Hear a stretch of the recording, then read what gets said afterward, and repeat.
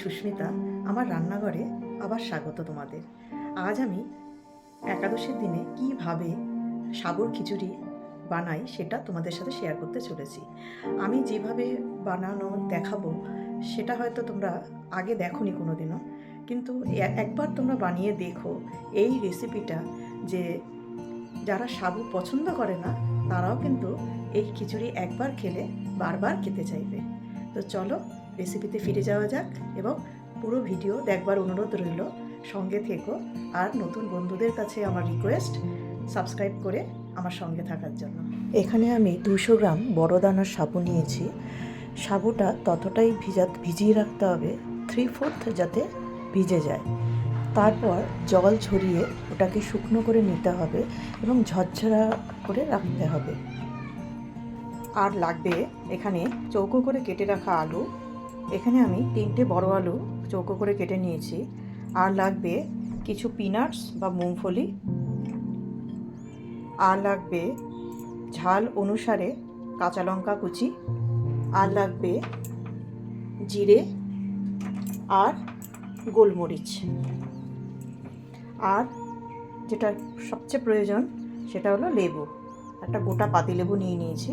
তো এই সব ইনগ্রিডিয়েন্টস দিয়ে আমি তোমাদের দেখাবো সাবুটা আমি কিভাবে রান্না করছি। কড়াই গরম হয়ে গেছে।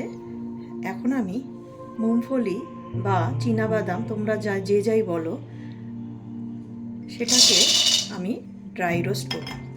মুংফলিগুলো ভালোভাবে রোস্ট হয়ে গেছে। এটা আমি একটা বাটিতে তুলে নেব এবং ঠান্ডা হতে দেব। ড্রাই রোস্ট করা মুংফলিগুলো আমি তুলে নিলাম। এটা একটু ঠান্ডা হতে দেব এবং খোসা ছাড়িয়ে এটা আমি মিক্সিতে একটা পাউডার বানিয়ে নেব। অন্যদিকে আমি জিরে 1 টেবিলস্পুন জিরে কড়াইতে দিয়ে দিলাম। আর 1 স্পুনের মতন ব্ল্যাক পেপার বা গোলমরিচ আমি তার সাথে দিয়ে দিলাম। এই দুটোকে আমি ভালোভাবে রোস্ট করব। ততক্ষণ রোস্ট করব যতক্ষণ এটার একটা সুন্দর স্মেল বেরোয়।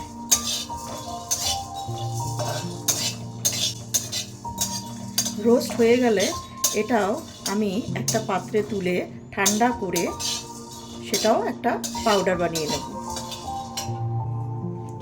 আমি এখানে একাদশীর জন্য বানাচ্ছি, তার জন্য আমি সানফ্লাওয়ার অয়েল বা বাদাম তেল দিয়েই করা উচিত। তো আমি এখানে সানফ্লাওয়ার রিফাইন অয়েল আমি নিয়ে নিয়েছি। তেল আমাদের গরম হয়ে এসেছে। আমি এতে যে কাঁচা লঙ্কা কুচিটা করে রেখেছি সেটা দিয়ে দিলাম এবং সম্পূর্ণ ঝাল তোমাদের অনুযায়ী অ্যাড করব।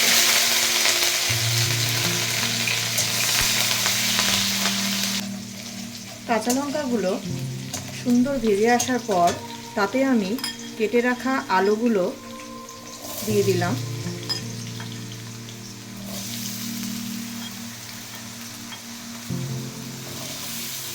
এবং রান্নাটা সম্পূর্ণ সন্দক লবণ দিয়েই করব আমি।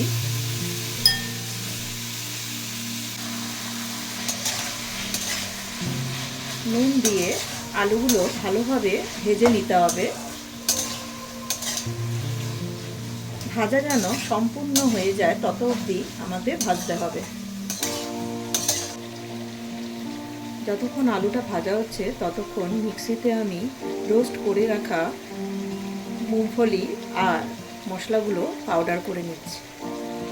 আলুটা এখানে সম্পূর্ণ কুকড হয়ে গেছে। এই সময় আমি মুংফলিটা যে আমি মিক্সিতে পাউডার করেছি, ফাইন পাউডার হবে না, একটু এরকম টাইপের পাউডার হবে, তো সেটা আমি এই সময় দিয়ে দেব। আলুর সাথে এটাও হালকাভাবে লো ফ্লেমে কিছুক্ষণ ভাজবো।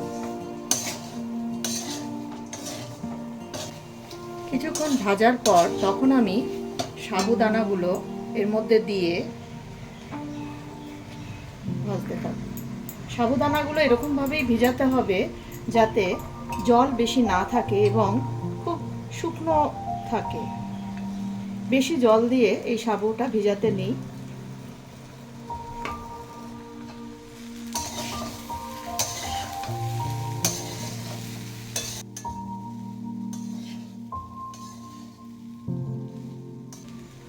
এই সময় আমি পরিমাণ মতো লেবুর রস দেব।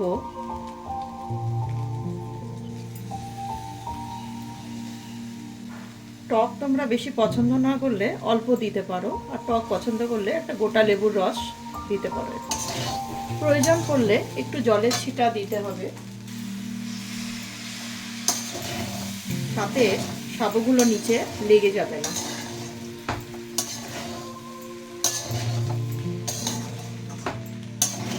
ফিফটি পার্সেন্ট যখন সাবুদানা হয়ে যাবে সেই সময় যে পাউডারটা আমরা বানিয়ে রেখেছিলাম জিরে আর গোলমরিচের, সেটা এই সময় দিয়ে দেব।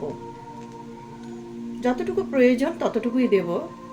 বেশি ঝাল খেলে তাহলে বেশি দেওয়া হবে, কিন্তু এখানে আমি অল্পই দিচ্ছি। সবটা আমি ইউজ করলাম না, কারণ ঝাল বেশি হয়ে যেতে পারে, কারণ অলরেডি কাঁচা লঙ্কা দেওয়া আছে, তার মধ্যে গোলমরিচ, তো বেশি ঝাল হয়ে যাবে। বাচ্চা থাকলে এটা একটু সতর্ক করে দেবেন।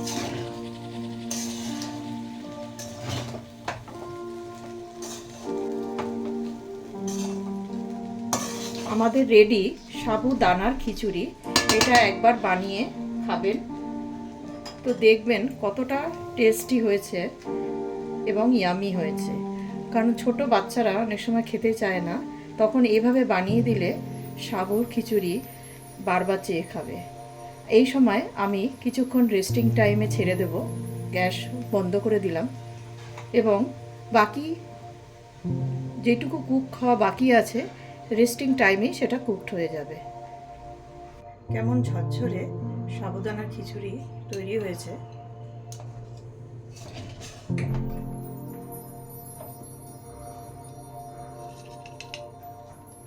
তোমরা একবার বানিয়ে খেও। দেখা হবে আবার নতুন রেসিপির সাথে। ততদিন তোমরা সুস্থ থেকো, ভালো থেকো।